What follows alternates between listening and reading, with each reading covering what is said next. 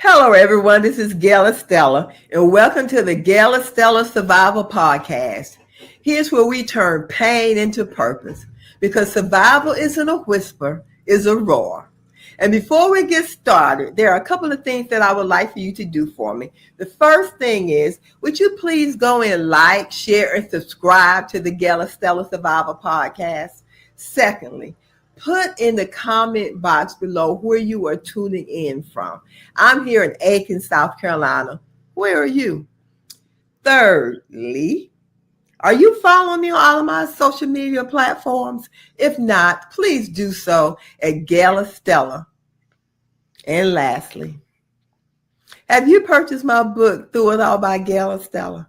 If not, it's not too late. You can go to truevinepublishingcompany.org, Amazon.com, and anywhere books are sold.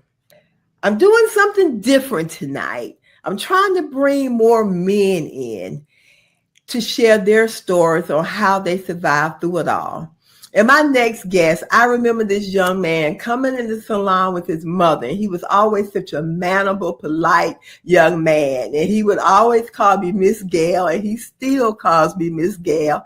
And he's a grown man today, so I thank him for that. I am going to bring in my next guest, Mr. Richard Witherspoon. How's it going, everybody? How you doing, Miss Gail? I am doing well. How are you doing? Can't complain. Won't complain about anything. Yes, man. I'm doing great. So I want you to go back to that little boy that I remember you as, coming in the salon with your mother. Tell us about 5-year-old Richard, 6-year-old Richard. Tell us about that little boy. Free-spirited young fella. That's just living, trying to find fun things to do, trying to, with a young, inquisitive mind, trying to figure things out, just, I guess, fun loving, as I am still today. I guess I would say persistent because it was, the things that I wanted then, I guess I would have to ask then, a lot, but it was still kind of a persistence then as well. So I don't think, I've grown, but it's the little Richard is still there, It's still there. We all have that kid still inside of us. Yes, ma'am. So what type of student were you? I was good. I was a great student. It was just the things that, you laughing and playing in class and things like that. But my grades were good. I didn't really have to I didn't really have to study much. It was just kind of, I was always kind of a logical student, pretty much. If it made sense, then it was, pretty much easy to me. So I guess that's why I was, I was voted like the class clown, funniest or something like that. The superlatives. I was, I just wasn't cool with it being stale in the place. I kind of like a little bit of, excitement. So, I just tried to make things fun. But I was a good student. From time to time, I would get distracted, but I was a pretty good student. So you were a good student. Mm-hmm. Tell us about your home, because I know your mother, Gail. Gail and I, she started off as my client, and we've been friends for years. Two G's, two GWs, Gail, right? Oh, Gail, right? Gail. So tell us about growing up in a single parent household. How was that for you? I didn't miss anything, we were a tight knit family. I didn't really miss anything, when my mom couldn't provide or when she fell short, like if anyone else does, people pitched in. My grandfathers, my aunts, my uncles. We made things happen, and I'm an only child as well. Yes. So yeah. So that kind of just no. I don't like taking no for an answer. So I think that was a good thing. But coming up in a single parent home, I learned a lot, early. As far as how do I put it, I learned a lot of lessons early. I kind of became the man of the house early. I kind of went into protect mode early when it came to my mom or came to, you know, anybody I loved, anything close to me. I became like a protector, you know, and things, being with a having a single mom, sometimes things get a little, you know, hard. So you learn to improvise. Mm-hmm. So Um, we're going to talk about that. So you learn to be the protector of the household yes, ma'am. Early. Yes, ma'am. early. Yes. So for little boys Mm-hmm. that have to assume that role as the man of the house, that have to assume the role as the protector of the house, Mm-hmm. is that a lot for a kid to have to assume at such a young age? Well, you don't think about it at the time. You Wow. it's You it's just not. It's just a reaction. It's just some things are just in certain people. You know what I mean? I watched my grandfather a lot. You know, he came. He wasn't always the right. He didn't always make the right decision and things like that, just like anybody else. But I just kind of watched how he made. When his name was called, he wanted to be able to come through. You know what I mean? mm-hmm. And that was all. Everybody could call my granddaddy. He fussed about all everything, but he was clutch. He would come through, and that's what I learned. That's how a man should be. You provide, you protect, and Come through. and come through. That's it. That's Come it. through. So is it safe to say that your grandfather was one of your role models at a young age? Yes, man. Yes, man. He was my first. He was my first role model. He wasn't scared of nothing. I remember your grandfather, big tall man. He just it's just like the thing that that I might have had been tempted about, or kind of back office about. He's like, no, a man, you got to face everything head on. And no reason to be scared of it. Handle it.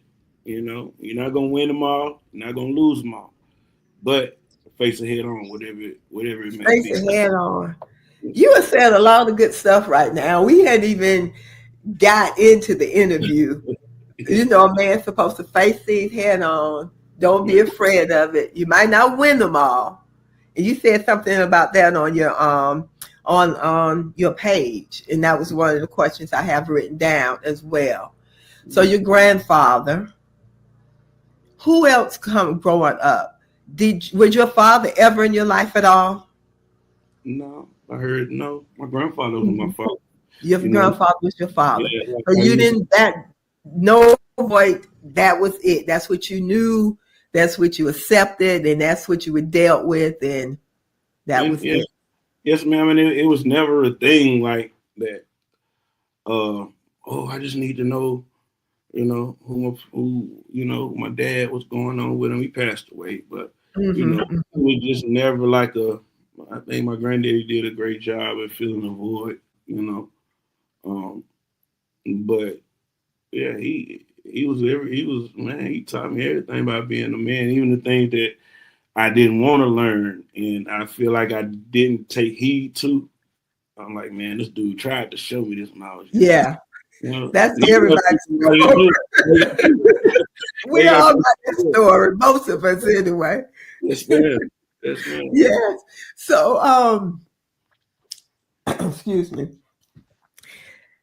Tell us about, I know the question I want to ask you. I'm going to go back some.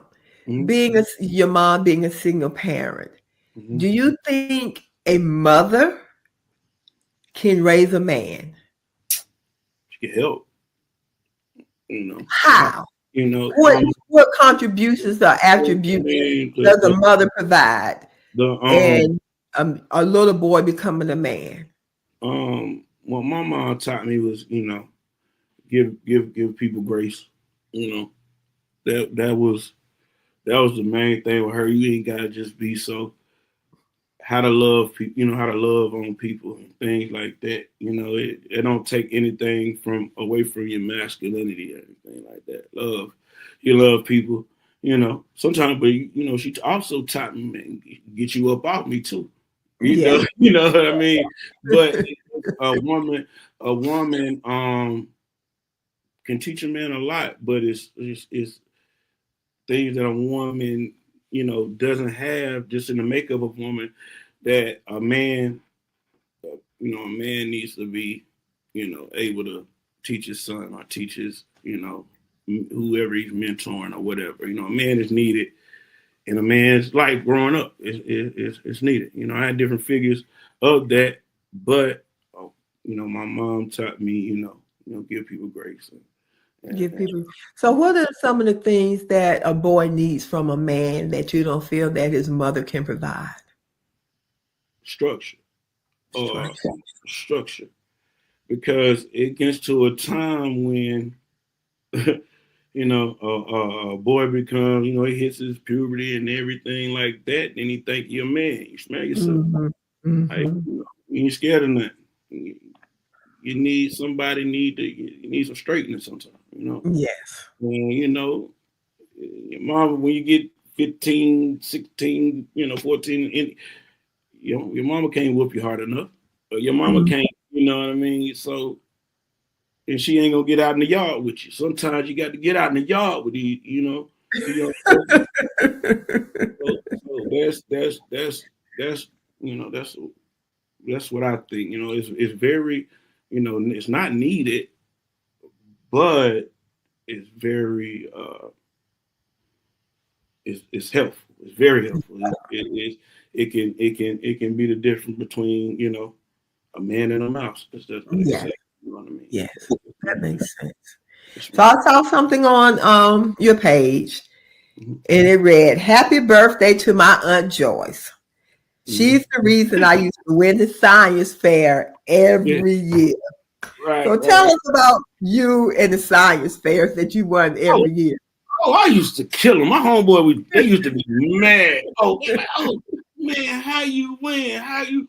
And Joy was a third grade teacher. Um, Also, she was her son was like my big brother. Mm-hmm. Her son was like my big brother, and he passed away a few years ago. And but Aunt Joy, she was just like really kept me on my books. Just like I said, I was raised by a village. So my mom was at work and my grandfather was at work. I get off the bus and enjoy his crib. So and she made sure my homework was done. She made sure I could spell. She made sure I could read. She like and Joyce was big on, school. Education. Mm-hmm. Education. Yes, ma'am. Mm-hmm. Yes, ma'am. So I carried that with me, but I won the science fair like every single year. And I'm saying, and it's like, and then I wasn't like a straight A student. Then I was AB student, and like I'm killing the people making straight A's and all that. They're like Richard, I ain't tell them. It was just recently till I said, and Joy was the reason. And Joy was the reason. She sat in there with me, and what I did learn about, you have a hypothesis, and then you come down and you have a answer for it. You know what I mean? So that's kind of how I handle life. But just that lesson right there, you know, took me. That's how I apply things to life as well. So they was mad at me about that. My boys mad at me about that. But and Joyce helped me out, you know, with the start when I started school and everything like that to be on point. Yes, ma'am. Hmm. Hmm. So we're going to go back to your grandfather. I remember when your grandfather passed. Yes, ma'am. How was that for you? Crazy, crazy. Um, I was going through something, like I was about to have to, lay down. I was really probably had to do some jail time, and I happened to not thank God. And he told me like, I was living in Spartanburg, I was in college there. Mm-hmm. He told me to come home. He told me to come home. Like, man, get from up there, doc. Get up from up there. So I came home that night. We left court. Me and my mom. My mama took me to court that morning, and went and got a couple of things, Yeah, we went straight to Van Way. You know, my granddad was waiting on me, man. And me and him had like he used to call me Boo. He used to call me Boo. Never called me Richard. Like that night he called me Richard. We spoke about like everything. I mean, and he told me like, yo, I'm not gonna be able to come and get you from jail no more. And I'm thinking like, man, all right, you said you ain't spending no money on me, but the next morning he came when I woke up because he always woke up listening to Quartet early in the morning, and we were supposed to go get some stuff for my dog, and he wasn't up. He wasn't up, and I'm like, man, why granddad ain't up? He said we were getting early. We getting up early. I went back in the room. It was just me and him there, and he had passed on. I tried to give him mouth to mouth resuscitation, like how I used to know. That's how I used to check on him because he had a big old stomach. Mm-hmm. And, Mm-hmm. and how I would check on him was when I know he sleep because he had the machine and everything. I would see his stomach go, up and down under the cover. That's how I would just check on him. And I went back there to check on him, and I called him, turned the light on, and his stomach wasn't going up and down. I'm like, Granddad, I started blinking the lights crazy. And then I'm like, he ain't answering. He ain't answering. So it just kind of,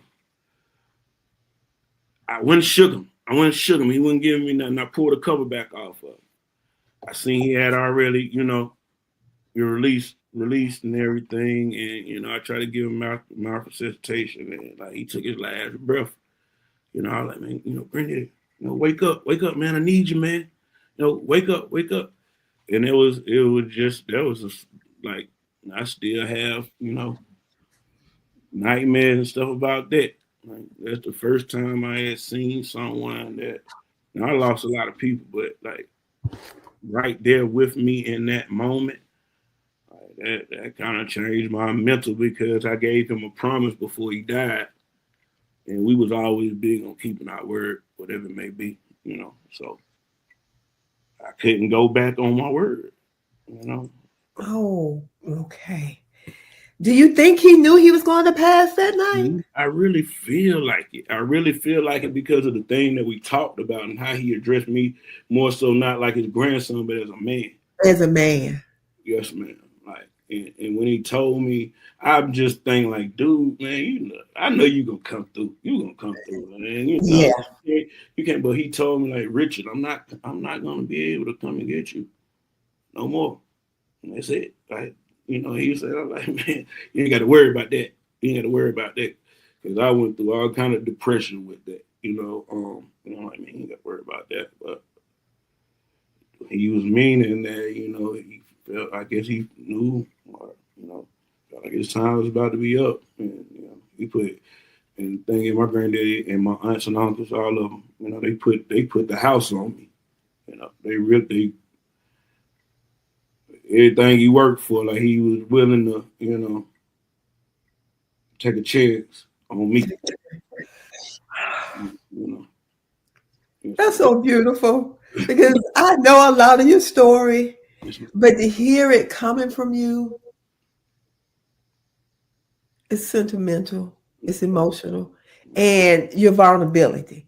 So thank you for that. No Thank problem. you for being transparent. Yeah, my pride ain't never too big. If I can help anyone, because people go through trials and things like that, but that it's not the end all be all. It's not the end all. So let's go into that gateway. Yes, ma'am. Let's go from the young man that, and again, I'm sorry for the loss of your grandfather. I remember all of that. I remember that. And Gail still talks about daddy, daddy, daddy. So I remember your father. I remember during that time. Mm-hmm. Let's talk about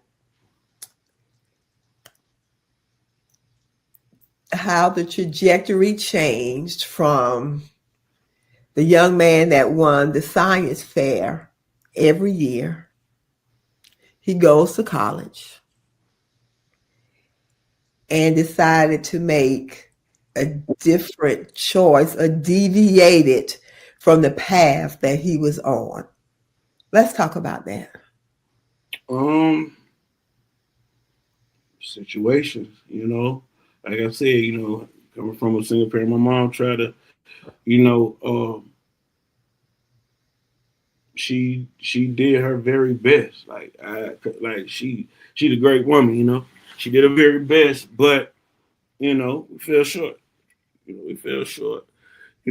We lived in Van Wyck at the family house, everything like that. So my mama wanted to do something different, get out and get me from, she wanted to have a son, have her own house and have her own Mm-hmm. rules and everything. And my granddad was pretty like, you ain't on this, you you know what I mean? So she wanted to do her own thing as any grown person, but we moved to a Fort Mill, you know, um,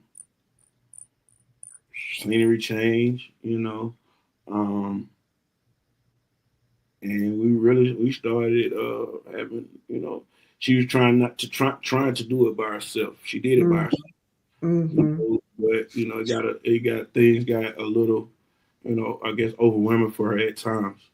So we would, cars, things like that, cars and you know, the man would come get them from time to time, and it would have her feeling type of way, and I would have to hear about bills and things like that. And I guess that's just what started. I mean, like I told you, I came from provide and protect Mm-hmm. man of the house. What you gonna do? What you gonna do, young fella? You gonna barbecue? You gonna meal do? And that's it's, So, how were you introduced to the lifestyle? Did it come looking for you, or you went looking for it? it's just like from every day. It was just every day my rounds. It was already there. I was, Even in college? yeah. In college, that's when it went, because everybody's partying, everybody's, Yeah. you know. But it was just I was always around, but I was more so into basketball. I used to love basketball. I had a love for basketball, and I felt like I was pretty good, but it didn't take me where I thought it should take me to. You know what I mean? So I just like, man, I ain't wasting my time with that no more. And you're a man. A man is supposed to have money. A man is supposed to be able to take care of things. Man, like, okay. So, around when I was about to get out of high school, 17, I think I graduated at 17. So around 16, 17, um, my Uncle Ricky died, my aunt's husband. So I had to keep my little cousin, Laura. And basketball, it kind of like, it became like something I just did when the the real world hit me. My homeboys. I was the youngest one. I always hung around older fellas. They all had jobs, and I used to just have to hate to ask them, like, man, think about me. They wouldn't mind or anything like that, but bro, like, I'm a man just like you. You ain't supposed to be buying me no food, or every time we go out, you got to look out for me. No, that's just not how I feel like a man is supposed to carry himself. So, Mhm. inquisitive minds, uh, you know. So it just kind of like I was just around, and it just kind of presented itself. You It presented itself, and you took the opportunity, one, to help your mom, Yeah, yeah, and because two, a man is supposed to provide, and three, you didn't feel that you were supposed to ask other men to do anything for you. You were supposed to be responsible for yourself, first and foremost, first um, and foremost. yes, ma'am. I'm not saying that men aren't supposed to have any help, but I'm supposed to say, how what are you doing to help yourself? Mhm. Type guy. So if I'm not applying myself, then I don't feel like you know I have the standing to ask someone for help who's working hard for their money or doing whatever. So I just was trying to figure it out, trying to figure it out. That's it. And then I was dibbling and dabbling in high school, but what really made it was, like I said, I went to college, and my mom was helping me with my rent, and she ended up getting thrown out of her home, and I came home and everything was outside. That Mm, turned me into something different. That turned me into something different. Like I'm like, man, I'm up here at school. She trying, working, doing all that, and I come home and her stuff out, and it wasn't for real. It wasn't on any account of hers because I would go take the payment where it's supposed to be. She got in contact with the wrong people, and they didn't have any. They were saying that they were helping, but they weren't. mm, And my mama being a trusting, graceful lady. yes. Still is. She still is. Bless her heart. I know. Mhm, Um, so when you so listening to what you're telling me, mhm, and when we see boys, some girls, and we wonder why. And what you're telling me, it just makes it feel so legitimate mhm, that the reasoning is real. Some may say, you're a smart young man. Could you have not gone to work, for a company or a plant or a fast food restaurant to make money? mhm. Because those were options as well. So why not turn to those options instead of the choices that you did make? Like I said, I've always been calculated 1+1 = 2. Because if you go to work every day, why I got to go? If you going to work every single day and I can provide you with something, I ain't got to go to work.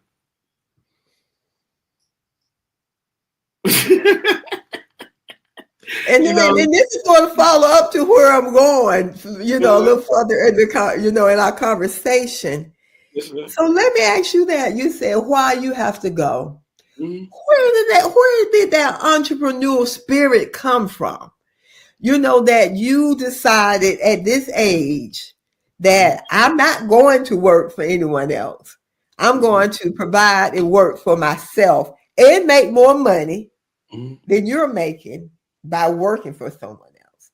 Where did that spirit come from? I know you say your granddad taught you to provide at any cost, barbecue or mildew. So innately, I was a because good some worker. things are just innately in certain people. Yes, ma'am. And I feel by knowing you like I know you, Mhm. that you would have never done well, even if you would have finished college. You probably would have done well pushing the time clock. No, man. No, man. Because I tried that. And it just never. It just never worked. I wasn't a good worker. I don't know. I did everything, but I still wanted to do things like how I wanted to do it. And you know that ain't good on nobody else clock that they paying you for. You know, and it would uh, I got accustomed to living a type of lifestyle. Yes. And you know, my lawyer was like, "Bro, you're gonna have to get a job. You're gonna have to do something, and like you need to work for yourself. And like it was um, never really. It really didn't come till later on, where I was like, man, I can't. You got this on your record. You got that on your record. Back then you couldn't really get a job if you had something on your record. You know what I mean? Hmm, hmm, hmm. What am I gonna do to try to sustain? I like nice things. I want to be able to help people. Like punching the clock just wasn't. It didn't sit. It's not what I wanted to do. It's not what I had. And none for you, For my life. for your Yes, life. yes, So the first time that You got, should we say the word caught, busted? What verbiage do you want me to use? Yeah, it's all the same. Okay. It's all So the same. It's all the can you same. remember the day that it happened? Yes. How in I was sleep at my granddaddy's house, sleep. I got a call, and somebody needed something. So I had to go do all that, and just coming on the way to the crib, just got behind me, and I was all sloppy. Uh, do you think you were set up? no, not that time. Not Okay, okay, okay. not that time. I was just moving sloppy and not young, not haven't had any any contact with the police or anything like that. And, just moving too loosely, and they just got behind me and went through a car. You know, they found what they found, and Hmm. to jail I went. That was just that, and that's crazy because that time, that's the first time I went to jail. My granddaddy, when the first person I seen my granddaddy come in with his checkbook, like you know, so like then that's like, well, like bro, you got to really be doing this, but he not knowing what me and my mom are, Hmm. So yeah, of course he gonna think that I can come to ask, like, or you can come ask me, man. I'm a man. I don't want to come and ask you, so that's kind So of I what hear you. You have a lot of pride. I don't. At the end of the day, I don't because pride. I always say that pride is not. I did then. I Then. did. Yes, ma'am. Hmm. But Hmm. pride can cause more problems than it can you know, being helpful at times, you know. Hmm. So do you think by your grandfather coming with the checkbook, getting you out, making everything okay, do you think you paid enough of a consequence? At that time, I don't know. Mhm. Because for real, okay. It's the first time this happened. The only thing they taught me is tighten up. Do it different in the next time. And so you don't have to call granddaddy and hear um, about that. So, that's and then I kind of felt like, okay, well, man, if it get thick like that, then granddaddy coming, or mama coming, somebody coming. Yeah, so after that, like you said, that's when a man needs a man at some time like that. Mhm, mhm, mhm, mhm. Because a lot of times, because what you said, your lesson learned was tighten up, do it a different way the next time. And I have an enabler. Mm-hmm. And for so many of us, myself included, my parents enabled me a lot.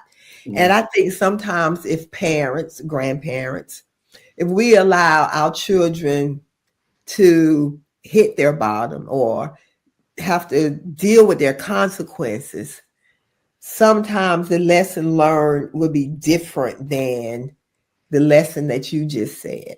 Mm-hmm. Because basically, your lesson was okay, I failed at it this time, and you talked about that, Mm-hmm. but we still gonna make it work the next I'm time. gonna go on, baby. Somebody Yeah. gonna come and get me, So that's what I'm like. Well, you got to be better, so nobody don't have to come and get you. But but if it gets bad, then somebody, uh, So let's stop right there. For a mother that's watching, or a parent that's watching, and their child or living the same type of lifestyle, mm-hmm. what would you tell them if their child got caught? Because I know as parents, we don't want anything bad to happen to our children. But what would you tell them? You got to know your child, Know and your child. yeah, I mean because some kids may take it as neglect, or some kids may take it as just like I took it. Somebody's coming. Yeah. Um, you know, you you learn your child. So if your child takes better to what is called hard love, tough love, Tough love. Mm-hmm. Mm-hmm. you gotta let them take Show them that. tough. Yeah. If your child takes better to nurturing and things like that, and you have to teach them like that. It's different cases scenario. I don't just say leave them in there or whatever the case may be or whatever. But sometimes you have to. The nurturing or the tough love, Yes, man. right? Yeah. Can the two coincide together? Is there a balance with them? Okay. Say that one more time. Let me see. Can I answer? Okay. So you said the way that a parent handles a situation with Mm-hmm. their children, it depends on the child. Mm-hmm. Some parents need to show tough love, and Mm-hmm. then some need to show nurturing. Mm-hmm. Can the two coincide together? Can they Okay. be friends? Uh, it's hard to say. I don't know. Like, I wouldn't say they would. Maybe down the road, after you show the tough love and you can tell Mm-hmm. why and explain why. Mm-hmm. I Mm-hmm. don't. I feel like it's got to be black or white. Yeah, but you said that it just there's no in between. There's no in between. Not at that moment. Not at that moment. Maybe when y'all reflecting back or something like that. Not at But that not, moment. no, not at that moment. It needs to be black or white. Um, so you can know what you're doing. And then you don't need to have anybody. That's what another, a woman is more, nurturing. Nurturing. Yeah, Mm-hmm. like, you need this, and you know what I mean. That's what you need. Mm-hmm. If that's what it takes for you to listen or for you to Mm-hmm. take heed of what's going on, you know. Mm-hmm. So, so that's So you decided that you were going to do it differently this way. You were going to do it better. So you went back. mm-hmm. And how long was it that time before you got maybe about maybe about 2 or 3 years, caught? 2 or 3 years. That was a long time. Yes, man. So at that time, the first time I was staying home, I was still home. I Mm-hmm. was going to school at USCL. Um, Mm-hmm. second time, I had moved to Spartanburg and was out on my own. And coming down to Charlotte, um, same thing happened. Going to pick up something, and they stopped me. At this time, I got people with me, and They nah, talked. Mm-hmm. they say, So for 2 years, mm-hmm, and I know a lot of times when I think about the word power or indispensable, mm-hmm. did you feel a sense of power? Did you feel you were indispensable? Did you ever feel any of those Nah, adjectives? nah, because um, I didn't feel like that. Actually, I didn't change anything. Changed Okay. about we were just trying to just trying to get a little money in my pocket. Didn't want to be a broke college student like it always Mm-hmm. goes out to be. Um, so it wasn't nothing like an ego. I didn't Mm-hmm. ego. So how were you doing in school? How were your grades in school? They started good. They started They good. started good. Yes, man. They started good, but then when I got out, got away from home, Mm-hmm. got by myself, started, experiencing life situations from my own views, things Mm-hmm. like that, with my mom or my grandpa not saying nothing or knowing what's going on. Mm-hmm. Kind of taught me problem solving. Mm-hmm. So that's what changed. I had a little more. I ain't gonna say freedom because I wouldn't. They wouldn't. It wasn't like they were just all over me or nothing like that. Mm-hmm. But they had no idea what was going on. What was going on? So Now they I thought that play they like, Mom, I need some money, or Granddaddy, I need some money. You know? I was straight, but and well, my mama couldn't so much at the time because she helped me with my rent and everything. Mm-hmm. But I was like, man, I just got to keep it to the script. They used to me, Yeah. so but I ain't need anything, um. So that's I guess that's just kind of weird. When I moved, it turned to it, and then like I said, when I moved there, that was when I had came home and my mom still was outside. So that So yeah. that, that turned that turned me into something totally, like I said, it turned me into something totally different. Mhm. So you said earlier that you learned how to be the man of the house as a Mm-hmm. little boy, and you said that turned you into something totally different. So did that elevate that need to be more of a man, to provide more? It just took it up a different level. Mm-hmm. At any Hmm. cost, turn it at any cost. In any cause. Yeah, that's what it turned to. It wasn't like I wouldn't oppose. If there was about $1, I wasn't opposed to it. You know, Mm. that's where it got to. So do you, I know you said a man is supposed to be a man.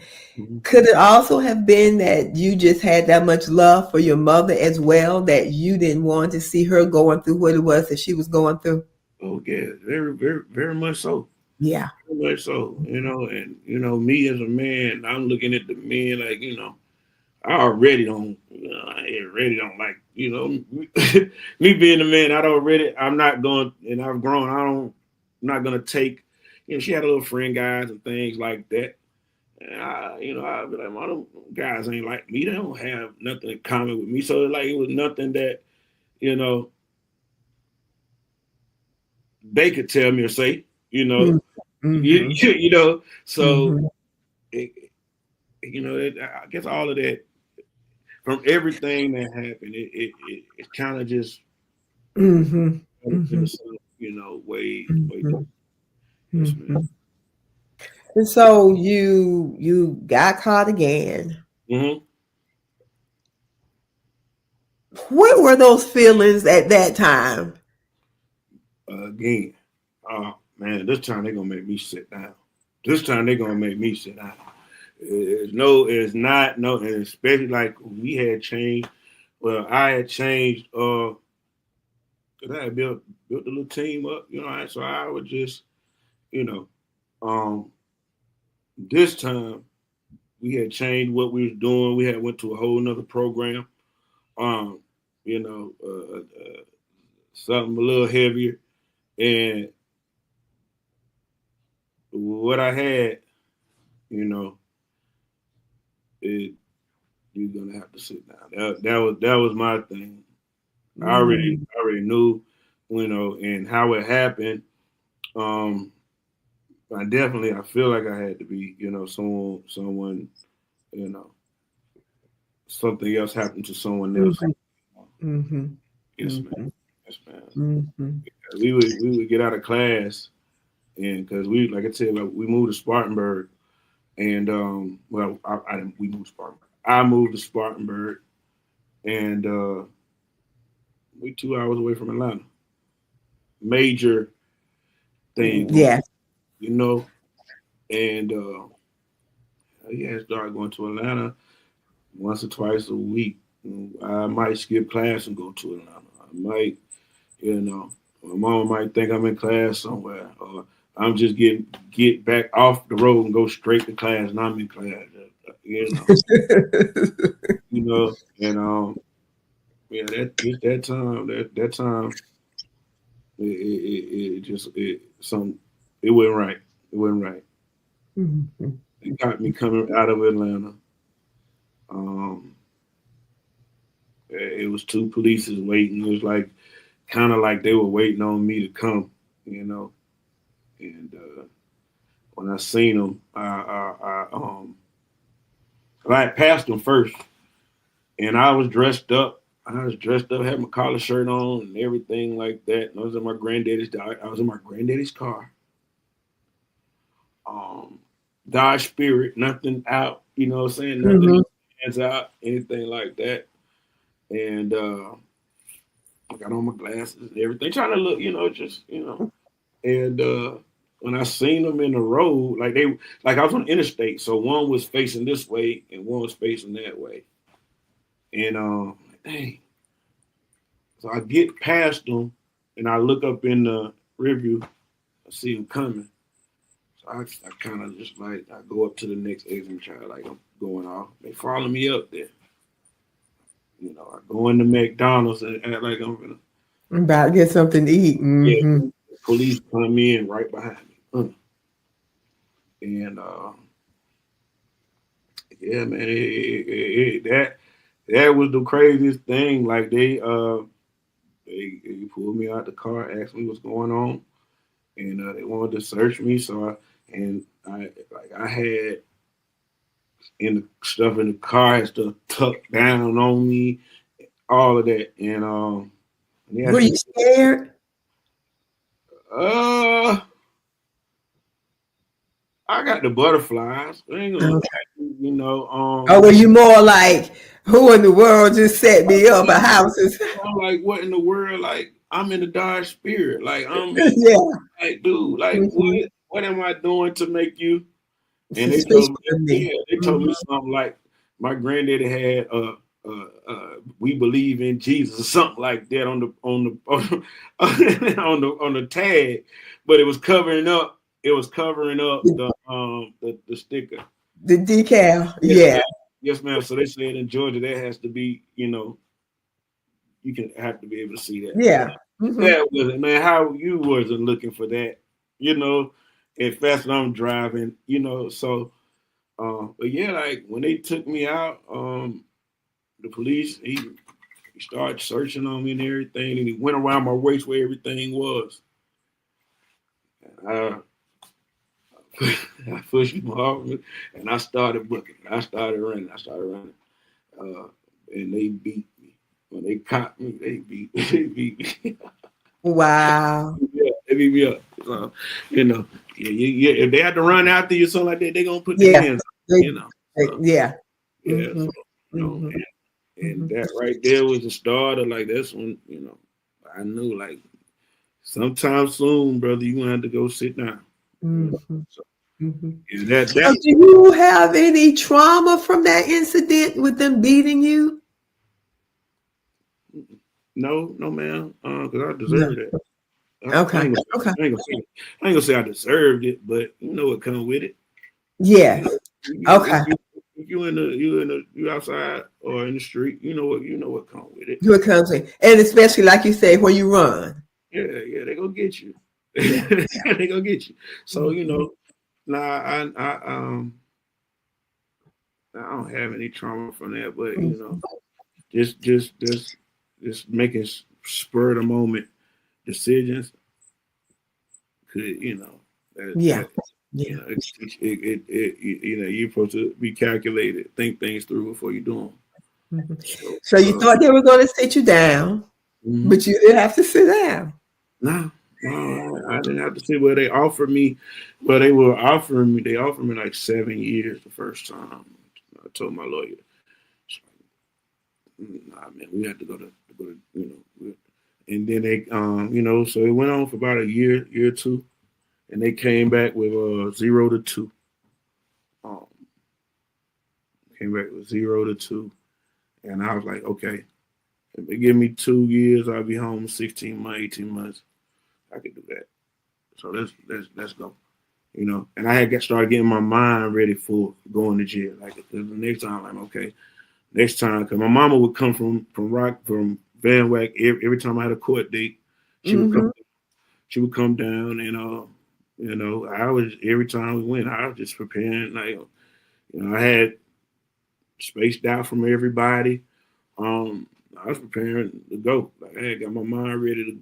I'm finna go sit down for these little months, and I'll be back. So and that's and that kind of trauma, like it's kind of like tormenting yourself. Now that's the only thing that put me in a depression. Like that's what that's what that's the trauma that I have. If anything out of that whole thing, not being able to control the situation and the variables. You have no control over that. And how did you get out of it? Because you didn't serve any time, did you? I did like a week. I did like a Oh, week before, and because uh my granddaddy, like I told you, my granddaddy, my mom and them, like they put the house up, mm-hmm. you know. It got me the best lawyer. Matter of Mm-hmm. fact, I had before. I don't know if you heard the case. It's a rapper named his name is Young Thug. Mm-mm. I had the same lawyer. My granddaddy got me. My granddaddy, my mama had a home girl, and they she was like, "You need to go with this guy right here," you know. And I had the same counsel, and they were super lawyers. You could look them up. They were super lawyers. Bruce and Jonathan Harvey. Um, and they told me they were like, we don't defend uh people who don't have honor or people who's gonna throw other people under the bus. We don't defend people like that. You know, uh, we're gonna help you if you're willing to accept accountability. You know what I mean? They told me, Mm. you know, and that was he said. As long as you were willing to accept accountability, we can negotiate. What's going on from there.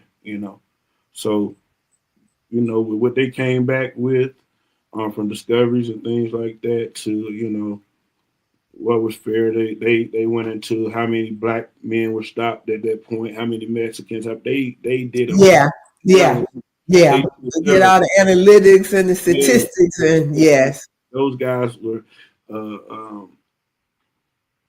they were they taught me a lot. They taught me a lot even though I was in the position I was in. They taught me a lot and and about self accountability. So Mm. I'm really big on that. So, but they offered me 0 to 2, and I was like, okay, we can do it. And when I got there, my lawyer was already there and everything. He's like, man, look here, we might be able to get you probation. I was like, what? And they were able to, and not to mention, I was already on probation when I got caught. I violated. I violated. So that's what's Right.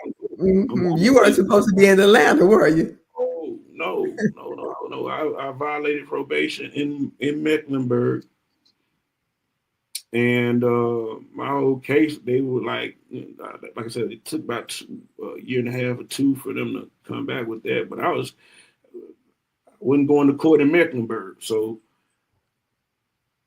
I was kind of on the run, Mm. So I got I was blessed. I was blessed. I never mentioned nobody else's name. I was able to take self accountability, and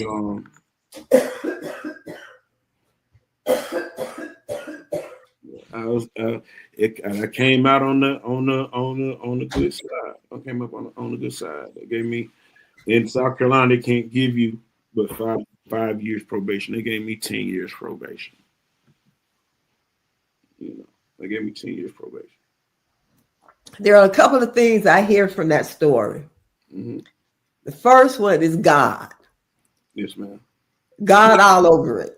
God all over it. God was all over it. Yes, ma'am. The second one's the fact that you were able to afford the representation because there are so many young men that can't afford that type of representation and they have to do a lot of time in jail. Hmm. And then you said it taught you about accountability. Hmm. So, do the accountability, how has that carried you to where you are now? Because we're going to fast forward to where you are now. Okay. It's a great trait. I'm glad I learned it. Hmm. Because at the end of the day, if it's a problem that happens, I say, okay, this was my fault. This was my fault because I should have been moving this way. What can I do? What can I do to change? What happened or what the outlook of things? Okay, I may not have been at fault, but if I wouldn't have had this person or been acquainted with this person, Mm-hmm. wouldn't have happened. So I always say, what could I have done differently? What role you played? There you go. What role Take you me away from the situation. There is no situation involving me. So played? everything, I look at everything. It could be even not my fault, but I'm still gonna be like, it was my fault.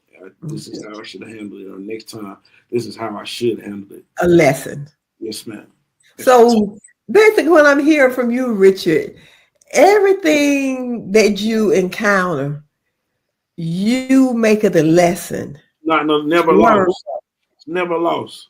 It's never lost. You may lose in that time, but the lesson that you learn is bigger. You know, um, that's what we say. They don't take losses. We take lessons. So that's how I look at it. We don't take loss, we take lessons. This is something else I saw. Yes, We ma'am. won so much because we wasn't scared to lose. Yes, ma'am. And I have down here, what does that winning looks like? Um, it ain't just winning. It's just not being scared of the moment. It's just taking a risk. Just jumping off the porch. That's my big cousin. Got that from Enjoy's son. My big cousin Red. We won so much because we weren't afraid to lose. It means exactly that. We're gonna take a chance. We're gonna whatever it is that we want to go get it. They're gonna have to tell us no. Um, that's just that in itself. We're gonna try. We're risk takers. You don't always have to make that a bad risk, but if it's things that you want, you got to go after them. You got to be willing to lose. You got to be willing to lose. Yes, Do you have a record? Do you still have a record from yes, man. from the incident? Yes, man. So, with you having a record, Mm-hmm. and from where you were then Mm-hmm. to where you are now, Mm-hmm. you own two businesses, Mm-hmm. Sky Rye, Yes, ma'am. and I've seen you work hard, persevere, not afraid to take the loss At all. at all. At all. At all. And I've seen what that motto that you have Mm-hmm. has afforded you now, or what has gotten you to where you are now. Yes, ma'am. And so, one word I think about you, and this is my notes, this is Mm-hmm. one word. When I think about you, Richard Witherspoon, Yes, ma'am. I think of the word resilience. That's a The good. word that comes to mind is resilience, Yes, the ma'am. ability to recover from challenges, setbacks, or difficult situations, or some may say just the ability to be stretched Mm-hmm. and able to bounce back. Yes, ma'am. That Would that be one adjective to define you? that's a great thing. That I would say. I would probably say the same thing. And I don't want to toot my own horn. I never want to sound like that. But everything that could have happened. When I could have laid down, or when I could have gave up, or when I didn't like myself, or all of that. A lot of things happen. A lot of things happen, but I'm thankful God gave me the heart I have. Mm. I don't have lay down and quit in me at all. So where did the confidence come from? Was Well, it go ahead. Go ahead. where did the confidence come from? Because let me go back. You said when you didn't like yourself.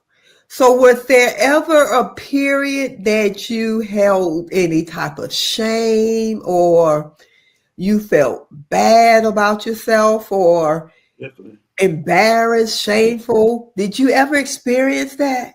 I can tell you a perfect time when my daughter, she got a cell phone, and she started looking at my name, you know, and she asked me, my mug shots was coming up, like, different things were coming up, And like I was ashamed of that, you know. For her, she just learning to read, whatever. And she looking up her mama name. And it was a time that, you know, I didn't want her. I'm like, why you looking up people, man? Like, so that was it was a time like I had like I struggled about 2 or 3 years. Like I had to go get counseling and things like that. And I'll coming like I said, coming up through school, I played sports, things like that, and like I said, I was okay. So I guess the confidence would come from there. I used to, from that, and when I hit bottom, I never felt like that, and that was just like a place I just never wanted to be, and it was there for me, and I just couldn't dig out of it. And it took for me to go, court order to go speak with someone. And Did it help? oh, men, there's another thing about pride. Men don't Yes. go talk, Yes. you know, and talking to this lady, um, she Miss Robin, she never judged me. She never, like that was a critical time in my life, and like she taught me through a lot of things that I didn't even know was there.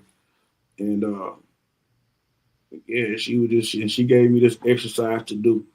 When you get up in the morning, you go to the mirror, you shower, and you go to the mirror and you say, you do your affirmations. I am Yes. somebody. Affirmation. Whatever, however you want to feel, that's what you do. Because the only person who can determine who you are is the person that is in the Looking mirror. in the mirror. That's it. Yes. And that's when I just stopped. Like after a while, I just stopped caring about what people thought. I just thought like I ain't, and just started like trying to, I asked God like, what's my purpose here? And Mm. you know, and dude, Did he give you an answer? dude showed me some things. Mm. Dude showed me some things like that, unimaginable. Things that I never thought I would even deserve. So, If right through whatever wit me was a person,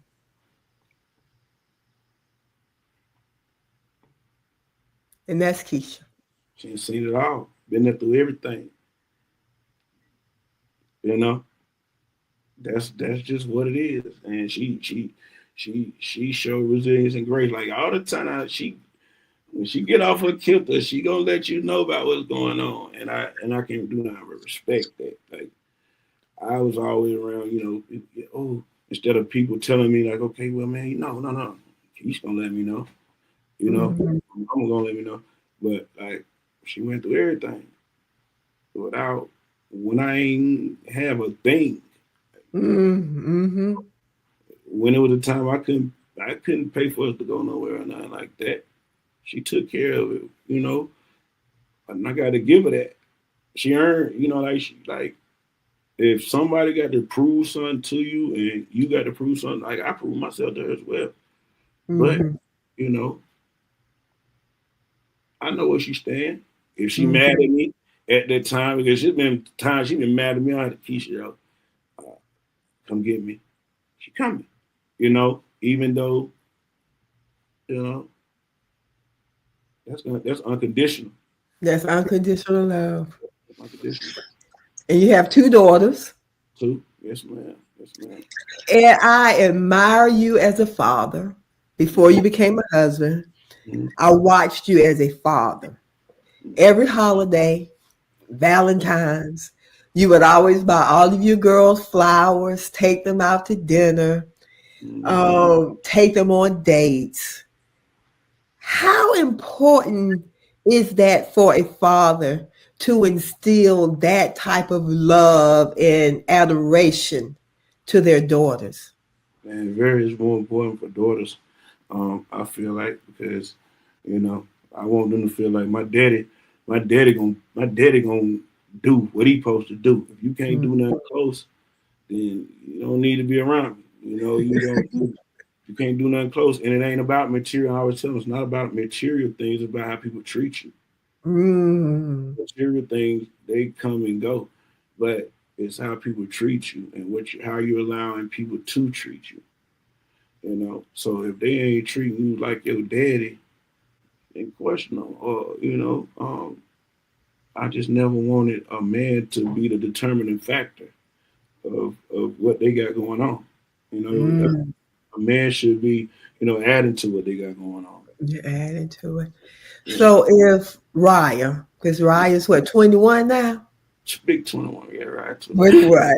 If Raya, she used to be so quiet and she has just blossomed. She's so beautiful. If Raya brought home a 21-year-old Richard, what would you say? I give everybody a chance. I tell them I tell them how I expect my daughter to be treated, and I'm not going to go, you know, tit for tat. I let Raya make her own decision or whatever. Mm, She gonna know what I think about whatever. But you can kind of tell, like the morals of their kid, even though they may not be moving right or doing right things, you can kind of tell their morals. Or I just didn't want to with no knucklehead that don't want to work. No, that's not allowed. That's not allowed. You got to have somebody productive. mhm, Um, somebody that even if they got going on anything going on or whatever, they got to have enough respect for you not to bring you around if anything is mm. so that's I will never judge any. I don't judge people. I judge you off of how you our interaction. I'm not gonna stereotype. I'm not gonna do any of that. What you show me, you'll show me who you are. You act on who you are, and I don't believe Eventually it comes out. them out. Yeah, you can say whatever Mhm, you want to. mhm, Your words mhm, got to match your actions. If they're not mhm, matching, then mhm. And Skylar's a daddy's girl. yeah. She's growing up. And I don't think you're gonna have to worry about Skylar. Skylar gonna be able to hold her own with If I anybody.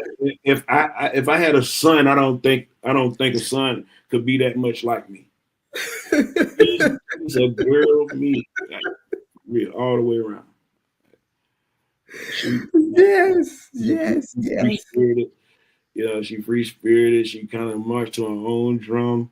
And I try to let her be her. Mm-hmm, I, you know, mm-hmm, I mm-hmm, kind of try to let them. My thing was, if y'all do something wrong and y'all know y'all doing something wrong, be able to stand on it. Because accountability. yeah, you'll be able to stand on it. If you got to get a whooping or whatever you got to get with it, Yeah. and you decided to do it, be able Mm-hmm. to take that. If Yes. you're willing to take that, don't do it. Mm. So that's what I always give them with Sky. She pushed the envelope. Like she she pushed the envelope. Like I know. I love her. I love her. I love her. she So take the you risk. just got married. Yes, ma'am. Yes, ma'am. How? Or is it different from dating, being married? Nah, Is there a difference for you? I was with me and Keisha been together. What this will be like 19 years. I know. 13 years. Like yeah, Mariah was what? Mariah was 3 when I Mhm. met Keisha. Yeah, so like we developed a bond. Like, we had been through everything. We just didn't have, the names attached. You know Mhm. what I mean? And she told me like, we have our times, and she told me like, regardless, like I want to be with you. I want to be with you, regardless how it has to be. And that was Mhm. just like, Did that make you respect her more? it's probably what I've been like.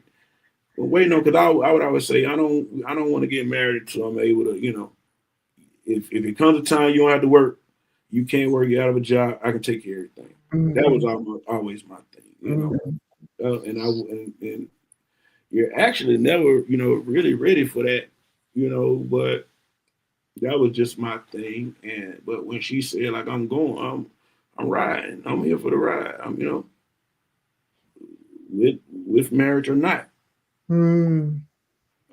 unconditional. You know what I'm saying? Unconditional. So are you at that place now that if something should happen that she can't work, you can solely provide for your family? Things, How does things, that make you feel? Thanks to God. Um, it makes me feel good. It makes me feel real Mhm, good because mhm, it's like a goal. It's like a goal. Something that I look, always, wanted to be able to do. But she'll mhm, go get it. I don't think she should go get it. She mhm, um she gonna work. She gonna work. So I don't feel like she would leave me like that. But it's been a time where you got to pick it up a little bit. But yeah, I mhm, think I'm able to. mhm, God's up, yes, man. mhm. And so you have your chain, your necklace, and Mm-hmm. your T-shirt, your brand, your Mm-hmm. business, Sky Rye.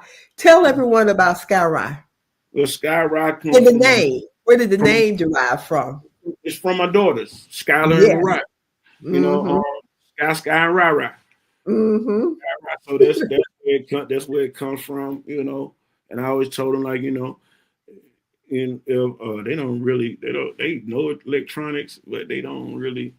But I wanted to have something. If I leave here, you have something. You'll be cool. So that's right now. It hadn't been about me for a long time. Mm-hmm. So my family, I won't. If anything ever happens, because anything could happen. I want my family to be, okay.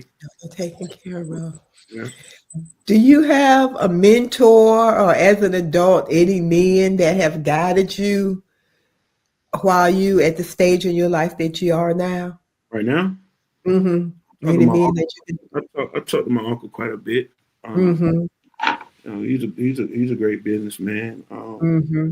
Non-judgmental. Mm-hmm. Got a little flavor.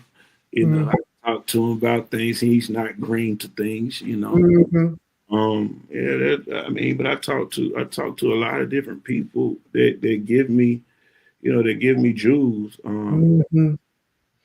You know, I could take anything from a janitor to a judge. Mm-hmm. You know, I but people try to tell me things all the time, and you just take what you can use. And if anybody gives you their time to tell you anything, you think of for them, use it if you can. You don't, you still be grateful that they gave it to you because nobody wants Mm-hmm. Or you nobody. may be able to come back and use it at another time. Yes, ma'am. Yes, ma'am. Mm-hmm. Ma'am. But So, do you mentor young men? I do. Do you talk to young men? Yes, ma'am. Mm-hmm. I'm How important is that for you? very important. Very important because you know it's I can comprehend. I Mm. can relate. Like when I was that age, like I don't want to hear nothing from nobody who ain't never did nothing. I don't want you to Mm-hmm. tell me nothing if you ain't never experienced anything. You can only tell me what you heard about. Mm-hmm. But when somebody can give you knowledge of certain things that you actually been through or dealt with, then you can take heed. Mm-hmm. And I don't talk at them like I don't talk down. Right, right, right. Mm-hmm. I'm always like, bro, you can make this decision if you want to, but like I tell my daughter, Consequences. be Mm-hmm. ready to deal with it. You can't Yeah. you can't go you can't put nobody else in a decision that you made and you have, so Go back to your own life. there you go. Yeah, There you go. yeah, There you go. yeah. And so, if we're getting ready to wrap up, Mm-hmm. entrepreneurship. You didn't like working for anyone as a kid. It is evident you don't now because you have your business. You have two locations. Tell us where your locations are. Lancaster, South Carolina. We're at 110 William Street, um, right off of Main Street. Uh, we started that right when COVID hit, 2019, and we had a place in Indian That one didn't work, but we're in Rock Hill now, at Mm, 465 South Hurlong. If you're familiar with Rock Hills, beside the Jamaican spot, Island Pub, across from the hospital. across from the hospital. Yes, ma'am. And you breed dogs. You did Yeah, that as a kid, as a young man, and you yeah. still breed dogs. Well, yes, ma'am. We like you said, we took a lot of losses and lessons. Well, we took lessons, not losses. I had to fall back from a little from it for some time. But yes, we just bred to uh, if not the best extreme American bully in the world, at least top three, hands down. His name's Trapzilla. We have 4 week, 5 week old puppies on the ground, and I'm about to get back into it. It's a hobby of mine. Like I said, we took some lessons, but we about to get back into it full fledged. Like we work. Good, It's good.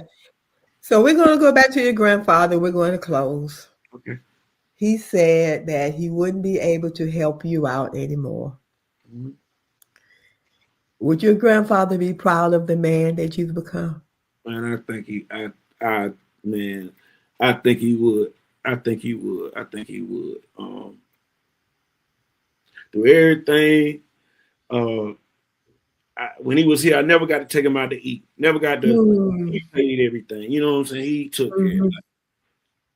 It would be. I always think about like, man, if he was here, like what I would do, how to go get him, or how would you know what I mean? But with that being said, with me even being able to do any of that, I know he would. You know, he would be Be proud. Do you think your mother's proud of the man that you've become? something. Yes, man. I would say you had to put me back on my rocker sometime, but yes, I really do. I think Yes, as well. yes. And I am too. And that means a lot to me. And I was telling somebody the other day, I was like, yeah, I know Miss Gail. She knew when I had learned the phone number over the sheer images and made sure. Where's my mom at? You over there on Friday night? I want a pizza. All night long in the hair salon. Yes, ma'am. So, Yeah, yeah, yeah. This has been good. This has been so good. yes, Thank ma'am. you so much. And I there's appreciate one question I want to ask you, and I need three answers. it. Okay. This is the Gail Estella Survival Podcast. Yes, ma'am. Tell me three things that has helped you to survive. Uh, my family, Family, God, God, my family, and having a no quit, being resilient. resilience.